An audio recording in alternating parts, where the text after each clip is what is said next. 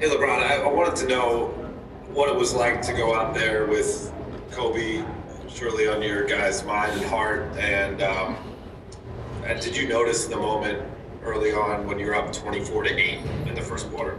It was an honor. It's been an honor to just put on the Laker uniform, even before the passing of the great Kobe Bryant. And tonight was another one of those moments for myself, for this organization, for all the players that was able to wear those uniforms that was inspired by him and his mind and his creativity. So to go out there and one day removed from his birthday, and then his day of 8/24 to be able to have a game on this day, the stars aligned. I did notice that we were up 24-8 because I'm always trying to figure out what's going on throughout the course of the game. I'm always looking if we're up, if we're down, what's the team fouls and all of that nature. And when I looked up there and seen 24-8, I was like, okay, this is he's here in the building. So. It's a beautiful night for our franchise, and it's something that we probably will always remember. Game 4 of the 2020 playoffs in this moment. Hey, LeBron, just thinking about today and being Mama Day, what does the Mama mentality mean to you specifically, and how do you think part of that might have played out? Just work hard. I mean, there's not much more you could say. Everyone has their own definition about it or their own mantra about it, but you don't see any benefits if you don't work. And I've always been like that. And to be able to continue his legacy is something that hits home for me, and it's easy for me because I put in the work. And if you want to see results, you gotta work at it. And it's not about the wins or the losses and all of that nature. It's just about a lot of people want to see results, but a lot of people don't want to put in the work. And he wasn't one of those guys, and I'm not one of those guys. So it's just an honor to be able to continue that legacy. What was it about the offense, not just tonight, but last night, that started to fall into place with LeBron, the entire team, and the three-point shots going down seems to be part of that. But what has come together on that end for you guys this quickly? Just want to get better every game. We're seeing things that we can do better. The most important thing we've done in this series is we've taken our in-between games, film sessions, our meetings, and we've applied them to that next day. We look at film, we watch film, we know it's not much practice time, and you really can't really get on the floor too much because you're playing every other day. So that next day is kind of the recovery day and things of that nature, but our minds are sharp and our minds are firing when we're in our film sessions, and that's been huge for our ball club so far. Allie? Joe Varden? I forget what it is, but your record in closeout games is way up there. Does it feel good, one, to be back in this situation, closeout games, and what do you remember about what it takes to finish these off? It's the hardest game of a series. That's what I know. It's the hardest game because the team that you're playing with are desperate, and they're playing everything they're gonna have. They're gonna give you everything that they got because they know they can be sent home.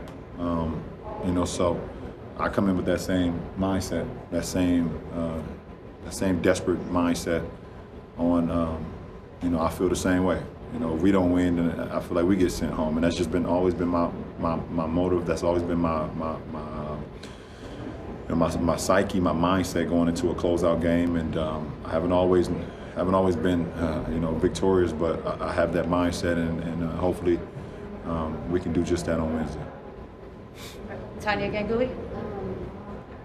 Joshua was asked today about John in that situation, and he said he was asked what can you do for him. Say that again. Was the last He was one? asked what can you do for him to help. He said he was very thin, but she never would come to this practice. I wonder, I know your thoughts on that have been a little bit different. I wonder what your reaction to that is.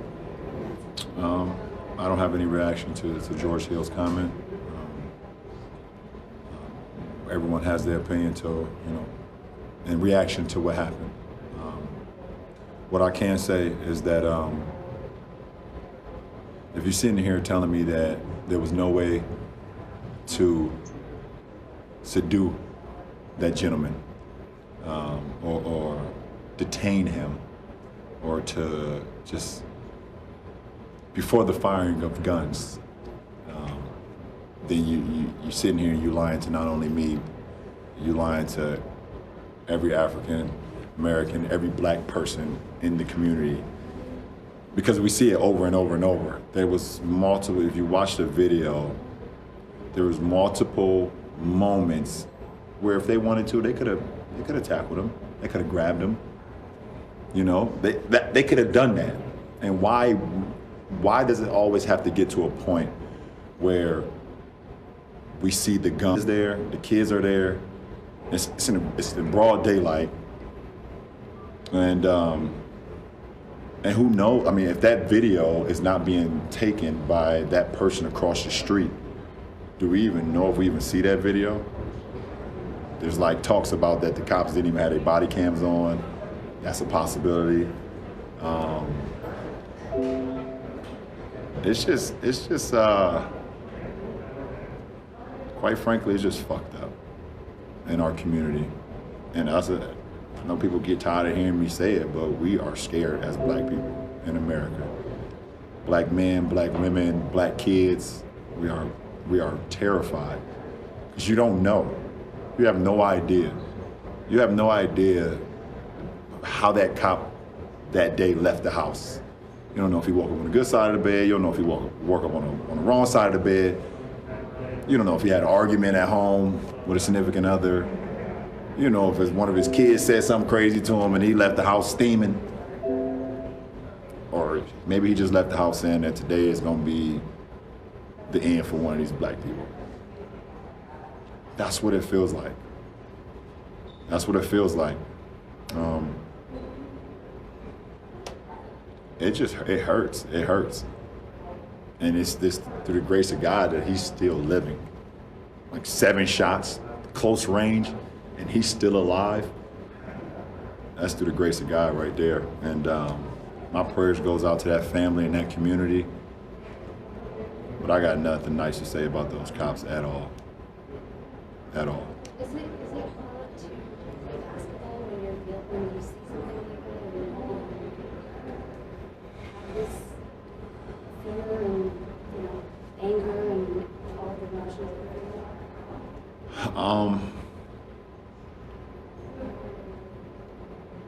I had so many emotions today because today is for our organization. It's a big moment for our organization. Today is Kobe Bryant Day.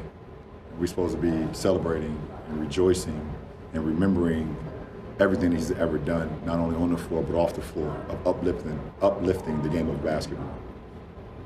And at the same time, I see the video today for the first time, and my emotions is all over the place. And I still have a job to do because I'm here, because I committed. And when I commit to something, I feel like I have to come through on it. That's just who I am. But it does not mean that I don't see what's going on and I won't say anything or continue to use my platform and continue to use my voice and continue to uplift all the other athletes, that let them know that they can say and do what's right and not fear what other people's opinions are.